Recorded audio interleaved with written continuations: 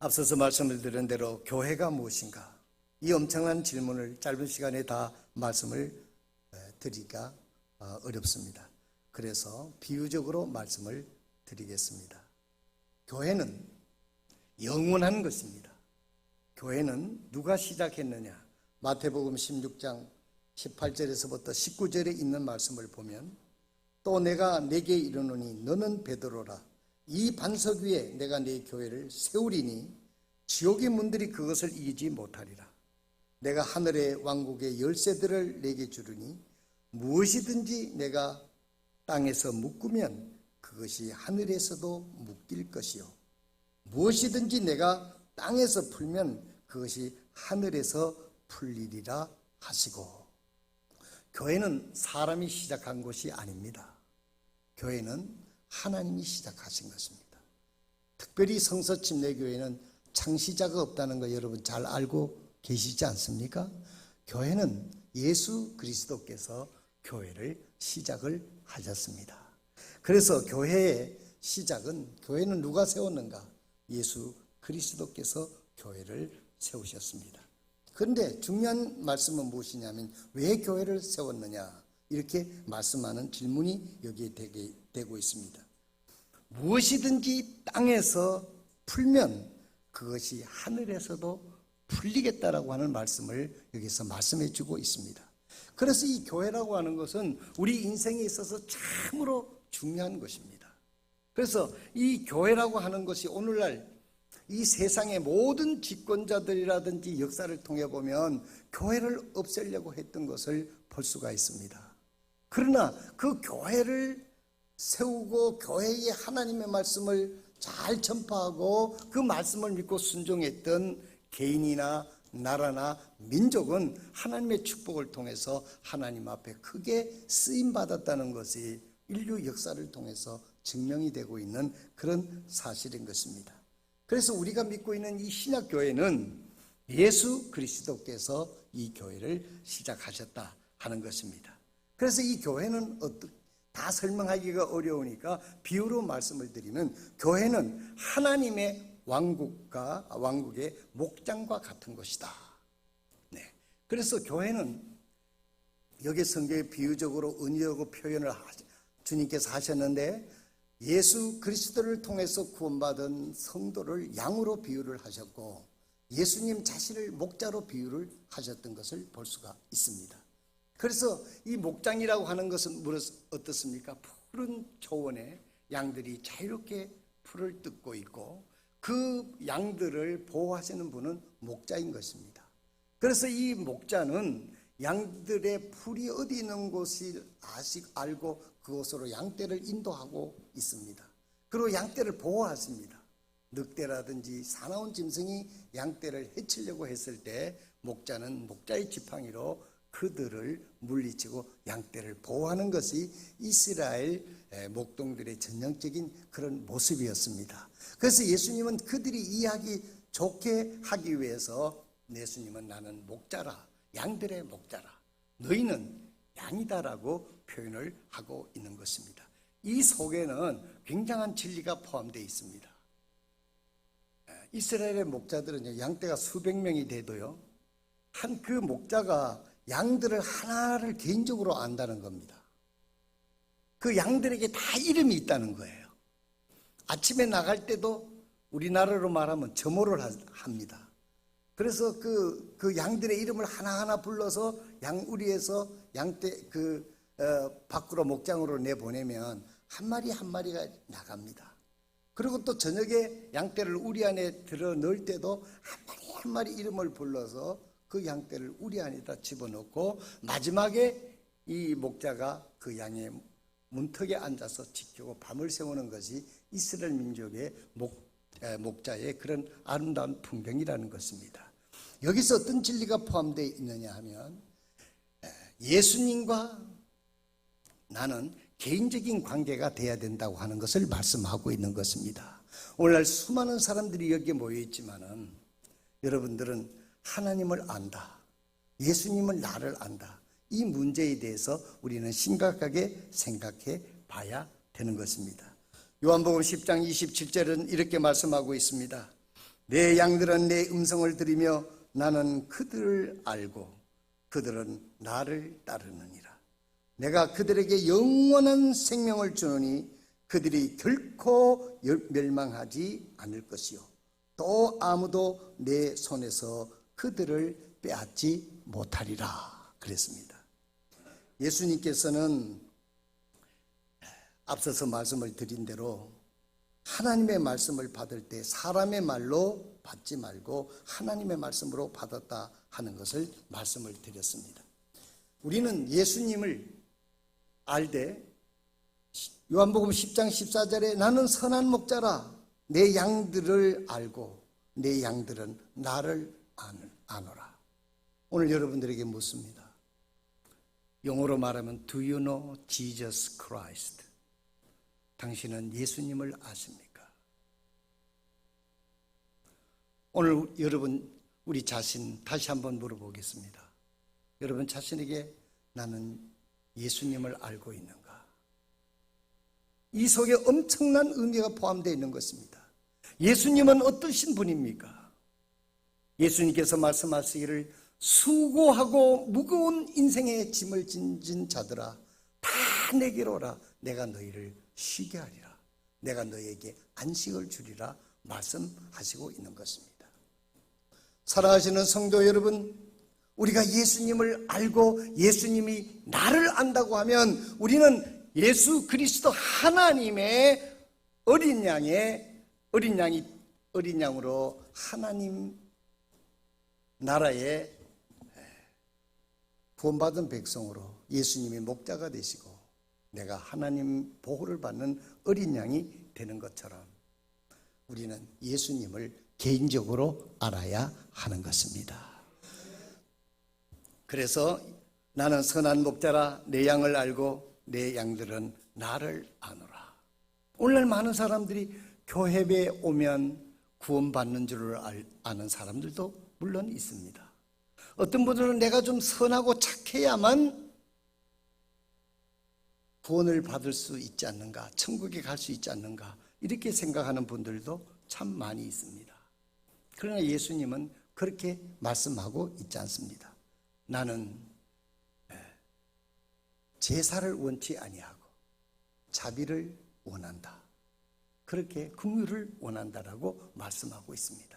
그것은 무엇을 의미하느냐면 하나님께서 우리를 사랑하시는 그 사랑을 우리가 그 사랑을 받아들이기를 하나님은 원하시고 있는데 사람들은 내가 무엇인가 선한 일을 해서 하나님을 만족시키려고 하는 인간적인 생각에 사로잡혀서 예수님에게 오려고 하지를 않는다는 것입니다. 그러나 우리는 무슨 수를 써서 우리가 하나님의 마음에 들 수 있는 사람이 된다고 하는 것은 불가능한 일인 것입니다. 그러므로 하나님이 세상을 이처럼 사랑하사 독생자를 주셨으니 누구든지 저를 믿는 자는 멸망치 않고 영생을 얻게 하려 하시니라는 이 말씀의 뜻을 우리가 이해한다고 하면 예수님이 이 땅에 왜 오셨는가? 우리의 연약함, 우리의 죄를 위하여 십자가에서 우리 죄를 대신해서 십자가에 대속의 죽음을 죽으시고 장사한 지 3일 만에 부활하셔서 누구든지 예수 그리스도 앞에 나와 주님을 영접하는 자에게 영원히 죽지 않는 생명을 주시겠다고 하는 하나님의 약속을 수행하러 이 땅에 오셨다고 하는 사실인 것입니다. 오늘 누구든지 예수 그리스도가 어떤 분이냐는 것을 아시면 예수님께서 나를 위해서 십자가에서 내 죄를 위해서 나를 저 영원한 멸망에 보내지 않기 위해서 이 땅에 오셔서 그 무섭고 힘든 십자가에서 아낌없이 피를 흘리고 죽으시고 부활하신 그분이 바로 예수님인 것을 아시고 그 예수님이 나를 위하여 죽으셨다는 것을 안다고 하면 이제 여러분들 눈앞에 제사함 받고 구원이 여러분 눈앞에 있는 것이 아니겠습니까? 여러분 예수님은 누구십니까? 여러분은 예수님을 아십니까? 그 예수님을 나의 구주로 영접해서 예수님의 그 보혈로 내 죄가 사함받고 하나님의 자녀로 거듭났기 때문에 우리가 하나님을 아바 아버지라고 부르고 하나님은 나를 알고 내가 하나님을 아는 관계가 형성된다고 하시는 이 귀한 사실을 오늘 성령의 역사심 통해서 여러분 확신하시고, 아직까지 예수님을 구주로 영접하지 못하신 분은 오늘 그 예수님을 나의 구주로 영접한다고 하면 하나님의 능력에 의해서 거듭남을 체험하게 될 줄로 믿습니다. 내가 아무리 노력하고 선한 일을 해서 하나님의 기준에 이룰 수 없다는 것을 우리가 알아야 하는 것입니다. 종교라고 하는 것은 내가 노력을 해서 하나님의 기준에 도달하려고 하는 인간의 노력이지만은, 기독교는 우리가 도달할 수 없는 것을 아시고 하나님이 우리를 찾아오신 거예요. 찾아오셔서 우리를 위해서 모든 죄가를 대신 치루어 주시고, 속전으로 죄값을 치루어 주시고, 죽음으로 모든 것을 해결해 주시고 부활하셔서 부활의 생명을 주실 수 있는 주님으로 증명해 주신 것입니다. 여러분, 오늘 여러분 눈앞에 예수님이 여기 있습니다. 그 예수님을 나의 구주로 영접했다고 하면 구원받아서, 성령에 의해서 구원받아서 이제 하나님을 아빠, 아버지라 부를 수 있는 은혜가 하나님으로부터 주어지는 것입니다. 그래서 여러분은 예수님을 알고, 예수님이 누구신가? 그분은 바로 나의 구주가 되시는 분이다. 예수님은 너는 나의 피로 값져 산 내 양이 되었다. 이렇게 하나님과의 관계가 형성되는 것입니다. 이것이 유식한 말로 예수님과 인격적인 만남이라고 이렇게 얘기하는 것입니다. 오늘 여러분 가운데 아직까지 예수 그리스도를 구주로 영접하지 아니했다고 하면 오늘 이 기회에 예수 그리스도를 여러분 마음속에 구주로 영접하는 은혜가 있기를 바랍니다. 성령님께서 역사할 때 거절하지 마시길 바랍니다. 예수 그리스도를 영접하는 것, 예수 그리스도를 받아들이는 건 부끄러운 일이 아닌 것입니다. 누가 나를 위해서 십자가에 못 박혀 죽으시고 내가 짊어져야 될 그 죄의 형벌을 받아주신 분이 누구십니까? 예수 그리스도 하나님의 아들이라는 사실입니다. 그분이 왜 부끄러운가요? 누구든지 사람 앞에서 나를 시인하면 나도 하나님 앞에서 저를 시인한다고 그랬습니다. 오늘 그 예수 그리스도, 나를 위해서 십자가에 못 박혀 죽으신 그 부활하신 예수 그리스도를, 나의 죄를 용서해 주시는 하나님의 아들 예수 그리스도 구주로 나는 오늘 영접합니다. 이런 결단은 여러분 인생에 있어서 최대의 귀한 결단이 될 것을 믿으시기를 바랍니다. 이 은혜가 여러분에게 함께 하시기를 바랍니다. 예수님은 나는 선한 목자라 나는 양들을 위하여 죽는다 말씀하셨습니다. 양들을 알고 내 양도 나를 아느니라. 나는 선한 목자니라. 선한 목자는 양들을 위해 자기 생명을 버리느니라. 예수님은 우리를 영원한 생명으로 구원해 주시기 위해서 하나님의 아들 예수 그리스도께서 이 땅에 오셔서 생명을 내어 주시고 우리를 구원해 주셨습니다. 그 예수님을 여러분 개인 구주로 영접해서 그분과 함께 하나님 앞에 서는 날까지 교제하며 함께 동행하는 은혜가 오늘 여러분들에 있기를 주님의 이름으로 축원드립니다. 두 번째로, 교회는 영혼을 치료하는 병원과 같습니다. 교회는 병원과 같습니다. 병원 중에서 어떤 파트를 얘기를 한다고 하면은 응급실과 같은 곳이다, 이렇게 말씀드리고 싶습니다.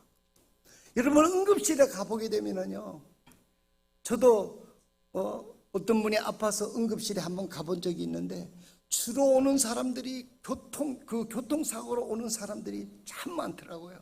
그래서 막 피를 철철 흘리며 의사들이 왔다 갔다 하고 정신이 없어요. 조금만 잘못하면 이건 죽는 거예요. 그 응급실이 그렇게 참 위험한 곳이고 그런 곳이더라고요. 교회는 영혼을 치료하는 병원과 같은 것이다. 왜 응급실이라고 표현을 했느냐 하면, 우리는 내일 일을 알지를 못하니까요. 네. 내일 일을 알지를 못하니까. 내일 내가 이 세상에 살아있을지 없을지도 모르는 불안전한 인생이기 때문에 우리는 내일 일을 알지 못합니다. 그래서 오늘이 미국 사람들이 말하는 처럼 오늘은 캐시, 내일은 부두수표일 수도 있는 것입니다. 오늘 내가 정말 여기서 어떤 위대한 결단을 하고 오늘 내게 주신 삶을 제대로 살지 못한다고 하면 내일이라고 하는 것은 우리가 미래를 확인하고 약속할 수가 없기 때문에 그런 것입니다. 인류의 최대의 질병이 무엇입니까? 로마서 6장 23절에서 28절에 보면 모든 사람이 죄를 지어 하나님의 영광에 이르지 못하더니 그리스도 예수님 안에 있는 구속을 통해 하나님의 은혜로 값없이 의롭게 되었느니라 그랬습니다. 인류의 최대의 질병은 죄라는 질병인 것입니다. 이 질병은 그 누구도 치료할 수 없습니다. 오직 예수 그리스도만이 이 죄의 질병을 치료할 수 있는 유일한 분이라고 말씀하고 있는 것입니다. 모든 사람이 죄를 지어 하나님의 영광에 이르지 못하다. 어떤 몇몇 사람이 죄를 지었다고 한 게 아니라 모든 사람이 죄를 지었으므로 하나님 나라에 들어가지 못한다는 뜻입니다. 그러나 그리스도 예수님 안에서 예수님을 통해서 제사함을 받고 하나님의 은혜로 값없이 제사함을 받는 은혜가 주어졌다 하는 것입니다. 이것이 굿뉴스라는 거예요. 이것이 복음이라는 것이에요. 내 죄를 치료할 수 있는, 내 죄를 용서해 줄 수 있는 길을 하나님께서 마련해 주셨다는 것입니다. 사람이 고안해낸 것은 종교지만 하나님이 우리에게 길을 주신 것은 선물이요 은혜인 것입니다. 그래서 하나님께서 이 땅에 오셔서 우리를 구원하셔서 우리를 데려가시는 것이 기독교의 핵심적인 진리가 아니겠습니까? 인간의 최대의 질병은 죄입니다. 이 죄는요 서울대학병원에서도 고치지 못합니다. 잔 흑깁스 병원에서도 못 고칩니다. 인간의 죄의 질병을 누가 고칠 수 있습니까? 어떤 병원도 어떤 훌륭한 외과 의사도 못 고치는 거예요. 오직 예수 그리스도만이 이 죄의 질병을 고쳐주시는 구세주인 것을 믿으시기를 바랍니다. 예수님이 우리의 질병을 고쳐주시기 위해서 이 땅에 오셨습니다. 독일 학자 판테와 슈테그만 박사가 비용의 요소의 두려움이라는 논문을 썼는데 독일에서 가장 두려움 때문에 낭비되는 경제적 손실이 다음과 같았다고 합니다. 직장에서 어려움을 잊으려고 술을 마시며 허비하는 돈이 400억 마르크, 기업에서 안정제 같은 신경성 의약품을 구입으로 쓴 돈이 200억 마르크, 심신미약으로 일을 잘못해서 지출될 비용이 300억 마르크, 걱정 근심으로 병이 나서 출근하지 못해 허비된 돈이 180 마르크, 이렇게 지출된 총 비용이 한국 돈으로 환산을 하니 당시 기준으로 70조 원 정도가 된다고 합니다. 70조. 이렇게 많은 돈이 한 국가에서 1년 365일 동안 걱정과 두려움 때문에 허비되고 있다는 것입니다.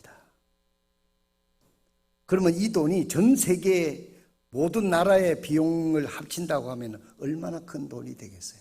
독일에만 70억 조가 된다고 그랬는데, 여러분 이렇게 돈을 들여도 고치지 못하는 질병이 얼마나 많이 있습니까? 그런데 죄의 질병은 하나님만이 고치는 거예요. 하나님이 예수님을 보내서 우리의 이 죄의 질병을 고쳐주시기 위해서 오신 것입니다. 내가 너희에게 평안을 남기노니 곧 나의 평안을 너희에게 주노라. 세상에 주는 것과 달리 내가 너희에게 주노니 너희는 마음에 근심하지 말고 두려워하지 말라. 아무것도 염려하지 말고 오직 모든 일에 기도와 간구로 너희 요청할 것을 감사와 더불어 하나님께 아뢰라. 그리하면 모든 이해를 뛰어넘는 하나님의 평강이 그리스도 예수님을 통해서 너희 마음과 생각을 지키시리라. 마가복음 8장 35절 38절에 보면 사람이 온 천하를 얻고도 자기 혼을 잃으면 그에게 무슨 유익이 있겠느냐. 도적이 오는 것은 다만 도둑질하고 죽이고 멸망시키려 함이거니와 내가 온 것은 양들로 생명을 얻게 하고 생명을 더 풍성히 얻게 하려 하심이라 그랬습니다. 사랑하시는 성도 여러분, 예수님이 오신 것은 우리의 죄의 질병을 고쳐주시고 우리에게 영원한 생명을 주시고 우리의 영혼의 육신의 영혼이 제사함을 받고 용서를 받게 되면 정신이 온전해져서 평안을 누리기도 하고 육신적인 질병도 고쳐지는 역사가 참 많다는 것입니다. 그래서 가장 중요한, 사람이 영과 혼과 육으로 구성되어 있는데 영이 바로 되면 모든 것이 바로 된다는 겁니다.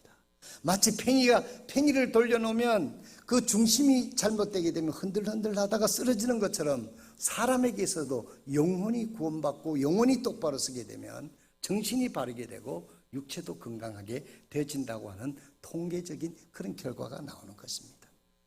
그래서 교회는 병원과 같은 것이다. 세상에서 가장 훌륭한 외과 의사 되시는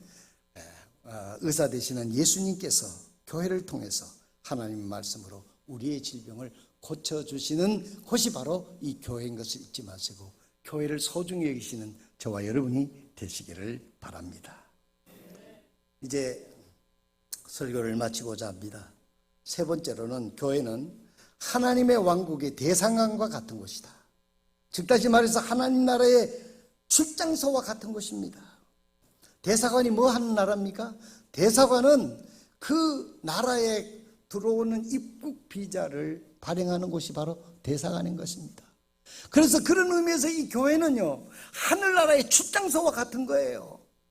여기 지금 그 광화문에 나가보면 미국 대사관이 있지만은요, 미국 대사관 땅 안에는요, 누구도 거기 침범하지 못해요. 거기 미국 땅입니다. 그곳에서 미국 가려면 거기서 대사관 그 비자를 받아야만 미국에 입국할 수가 있는 거예요. 그런 의미에서 하늘왕국의 출장소, 교회는 대사관 같은 거예요. 음부의 권세가 이기지 못하는 것입니다. 여러분, 하나님의 왕국에 들어가는 비자를 발급하는데 그 비자가 뭐냐? 복음이라는 것입니다. 예수 그리스도께서 당신의 죄를 위해서 십자가에 못 박혀 달려 돌아가셨습니다. 그리고 사흘 만에 부활하셨습니다. 그 예수를 당신의 구주로 당신의 마음속에 영접한다고 하면 하나님의 자녀가 되어 하늘나라에 여러분을 입국시키는, 환영합니다. 마치 그런 비자를 발행하는 곳이 바로 교회라고 우리가 비유적으로 상상할 수 있다고 하는 것입니다. 그래서 하나님께서 교회를 축복해 주시는 거예요. 하나님께서 교회를 지키시는 것입니다. 여기서 우리가 예수를 믿지 않으면 죽어서도 구원받을 수 있는 길이 없어요. 그래서 땅에서 매 풀면 하늘에서도 풀리는 거예요. 여기서 교회에서 복음 전하는, 우리 성도들이 전하는 이 복음을 통해서 예수 믿음에 구원받으면 우리가 이 세상에서 언제 어느 순간에 이 세상을 떠난다 하더라도 우리는 하늘나라에 입국할 수가 있다는 것입니다. 이것이 바로 구원받았다고 하는, 비자를 받았다고 하는 이야기인 것이죠. 길게 얘기하지 않겠습니다. 이 정도만 얘기하셔도 여러분 충분히 이해하실 줄로 그렇게 믿습니다. 어떤 분은 설교할 때 마지막으로 해놓고 뭐 또 1시간씩 했다고 그러던데 저는 그렇게 하지는 않겠습니다. 진짜로 마지막으로, 교회는 하늘왕국에서 보내는 영적 전파를 통해서 보는 텔레비전 모니터와 같은 것이다. 하늘나라에서 하나님의 말씀과 성령으로 그 보여주는 모니터가 이 교회라고 생각하면 돼요. 매일 여기 주일날 말씀을 전하는 목사님은 하늘나라의 앵커예요. 앵커. 자기 논리를 전하고 자기 철학을 전하는 게 아니라 하늘나라의 메시지를 전하는 것이 바로 이 교회인 것입니다. 이 교회를 통하지 않고는 하늘나라의 소식을 듣기가 어려워요, 여러분. 집에서 성경을 아무리 읽어도 가르치는 이가 없으니 어찌 이해하리요? 그렇게뿐이 되지를 않는 것입니다. 교회는 하늘나라 영적 전파를 보내주는 모니터와 같은 것입니다. 여기 와서 담임 목사님이 하늘나라의 소식을, 하나님의 역사를, 하나님의 계획을 모니터해요. 지금도 여러분 요한계시록 20장을 보면 목사님이 설명해 주는 그 모니터를 한번 여러분 상상해 보시기 바랍니다. 요한계시록 20장에 보게 되면 크고 흰 보좌가 있는데 거기에 하나님이 앉아 계신다고 그림이 나오고 있습니다. 거기에 이 땅에서 물에 빠져 죽은 사람, 불에 타서 죽은 사람, 천수를 다하고 죽은 사람 다 끌려 나와서 흰 보좌 앞에 서게 되는 거예요. 그리고 큰 책이 펴졌는데 하나님의 생명책에 이름이 기록되지 않는 사람들은 다 끌려 나와서 영원한 불못에 던져지더라. 여러분, 제가 이 그림이 그려지지 않습니까? 생명책에 기록되지 않는 자는 이 세상에 그가 어떤 훌륭한 일을 했든 저 영원한 불못에 던져진다. 이것이 둘째 사망 곧 불못이라 그랬습니다. 그래서 한 번 태어나면 두 번 죽고 두 번 태어나면 한 번 죽는다는 말이 나오는 겁니다. 부모로부터 한 번 태어나고 교회에서 전하는 복음 통해서 성경 말씀을 통해서 예수 그리스도를 구주로 영접하고 두 번째로 거듭나면 한 번 죽을 수도 있고 안 죽고 우주복도 안 입고 휴고될 수도 있는 것입니다. 얼마나 놀라운 하늘나라에 보내주는 전파인 것입니다. 우리가 죽어서 보는 것이 아니라 죽지 않고도 앞으로 영원한 하늘나라에서 이루어질 것을 이 교회라고 하는 하늘나라 전파의 모니터를 통해서 말씀과 성령의 역사를 보내는 이 모니터를 통해서 교회라는 모니터를 통해서 우리가 알 수 있게 된다는 것입니다. 이제 말씀을 접겠습니다. 오늘 이 세상에는 지금 여러 가지 상황을 통해서 하나님 우리가 예배를 잘 못 드리도록 여러 가지 환경이 기울어지는 것을 여러분이 잘 아시고 계실 것입니다. 그래서 요즘 모토가 교회 회복, 예배 회복이라는 말이 나오고 있는 것입니다. 코로나 기간 동안에는 그래도 아주 그 순교적 자세로 열심히 모이고 예배를 했어요. 코로나 때는 괜찮았습니다. 왜? 이제까지 믿음을 축적되어 온 걸 가지고 버텼습니다. 그런데 코로나 기간을 통해서 제대로 못한 교회는 지금 굉장한 위기를 맞고 있는 거예요. 믿음이 다 떨어졌으니까. 그동안 축적해놓은 믿음이 다 떨어졌으니까 굉장히 어려운 겁니다. 우리는 다시 한번 마음을 새롭게 해서 하나님 앞에 예배를 드리고 우리의 믿음을 회복하고 하나님의 뜻을 이루는 일에 우리의 마음을 온전히 드리게 될 때 하나님은 교회를 통해서 여러분을 축복하시고 여러분을 들어 쓰셔서 땅끝까지 복음 전파하는 일에 여러분을 귀하게 쓰실 줄로 믿습니다. 하나님께서 강동교회 성서침대의 성도 여러분을 축복해 주실 줄로 저는 확실히 믿습니다. 이제 잠깐 오늘 처음 나오신 분 가운데 저는 솔직하게 교회는 왔습니다마는 아직까지 예수 그리스도를 나의 개인적인 주님으로 영접한 적이 없습니다. 그런데 오늘 저는 하나님께서 나를 사랑하셔서 예수 그리스도 하나님의 아들을 이 땅에 보내서 나의 죄를 위해서 십자가에 못 박혀 죽게 하셔서 죄값을 치르게 하시고 죽은 지 3일 만에 부활하셔서 부활의 생명을 주실 수 있는 구세주로 이 땅에 보내신 그 예수님을 나의 구주로 오늘 영접하기를 원합니다. 오늘 다시 한번 말씀드립니다. 사람 앞에서 나를 시인하면 나도 하나님 앞에서 저를 시인할 것이요. 사람 앞에서 나를 부인하면 나도 하나님 앞에서 저를 부인할 것이라는 말씀을 기억하시길 바랍니다. 예수 믿는 게 부끄러운 일입니까? 나를 사랑하셔서 십자가에 못 박혀 죽으시고 고통 중에 십자가에 못 박혀 죽으시고 살아나셔서 우리의 영원한 생명, 이 땅에는 100년이 한계지만은 영원한 하늘나라에서 하나님과 영원 살 수 있는 everlasting life, 영생의 생명을 주시기 위해서 하나님이 하늘 보좌를 버리시고 예수 그리스도로 이 땅에 오셨다는 거예요. 그 예수 그리스도를 나의 구주로 오늘 저는 영접합니다. 이 결단 하나가 지옥에서 생명으로 옮겨지는 것이고 하나님의 생명적으로 옮겨주는 것이고 하나님과의 일대일의 관계가 맺어지는 것입니다. 한국 사람들은 참 이상하죠. 체면 뭐 이래서 그게 왜 죄를 짓는 게 부끄러운 일이지요. 예수 안 믿는 것이 오히려 부끄러운 일이지. 어찌 예수님을 믿고 하나님의 뜻대로 거룩하게 살겠다는 그 결단은 얼마나 귀한 결단입니까? 오늘 한번 성령님께서 오늘 역사하실 때 오늘 여러분 용기를 내서 목사님 저 오늘 예수 믿기로 결심합니다.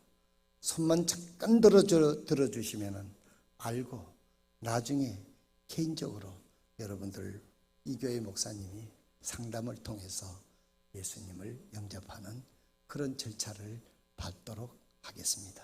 이 시간 조용히 눈을 감고 머리를 잠깐 숙여주시길 바랍니다. 이 순간만 하고 예배 최인열 목사님에게 맡기겠습니다. 목사님,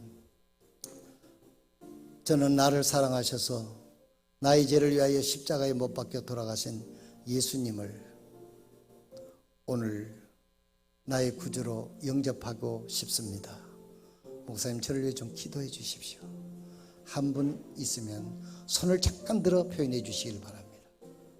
손만 잠깐 들어 표현해 주시길 바랍니다.